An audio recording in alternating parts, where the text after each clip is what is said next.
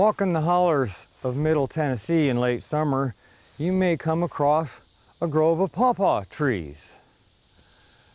Their graceful arching branches seeking sunlight create a real nice shady understory. They're a small tree, they don't get real big, and they grow underneath other trees often. The fruits of pawpaw are visible all summer long. They slowly ripen and eventually can get the size of a baked potato. It's almost impossible to pick a fresh pawpaw.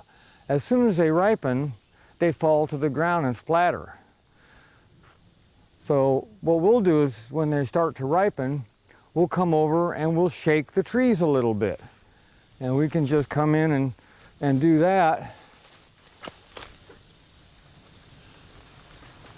But it's still too early right now for them to fall off.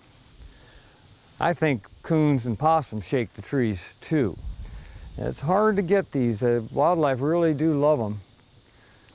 I actually like to try to catch them in my hand when I shake the trees because they fall, they'll kind of bruise easily. Fortunately, a pawpaw will continue to ripen after it's picked. So we will take what we gather and take them and put them on a windowsill or a shelf and keep a close eye on them as they gradually soften up. A fully ripe pawpaw will have turned from yellow to the skin start blackening, and it'll be soft, and when you bust it open, you can smell it. It's really a nice flavor, aroma and flavor to this custard-like fruit. Many people have never had a pawpaw because of this elusive nature that they have of trying to catch them when they're ripe. So you're going to have to find one yourself because they're not even available in stores. But you can plant pawpaws too. I'll come underneath here where there's the young plants growing up, and we dig them up. Now you have to be very careful when you're digging them because they have a long taproot that you have to get.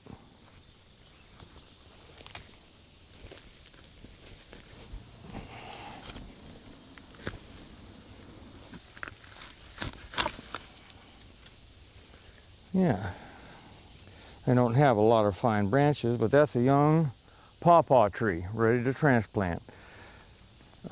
Generally, I would do this in the fall of the year when the leaves are off. For me, the handsome foliage and shapely form are enough reason to grow a pawpaw in my front yard.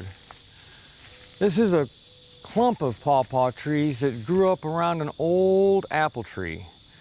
As the apple tree died, I just let the pawpaws grow up around it. The apple tree is now long gone, but this beautiful clump of pawpaws has now completely filled the space up. I feel like we're having better fruit because we have these trees together because of the way that pawpaws pollinate. So in nature, there's mechanisms to prevent inbreeding. For example, many of our fruit trees need to have another fruit tree of that same variety nearby because they're not self-fertile. Pawpaws have a different way of ensuring pollination and not getting inbred.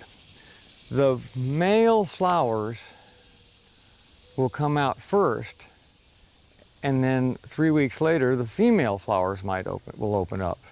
Or the female flowers open up, and later the male flowers open up. So one tree rarely produces any fruit by itself. This is one of the reasons why there's not a lot of pawpaws on most trees. In the spring, I shook the trees, trying to get some of the male pollen from the little anthers to shake off and fall on different fruits that had the female ovary open, which is in the center.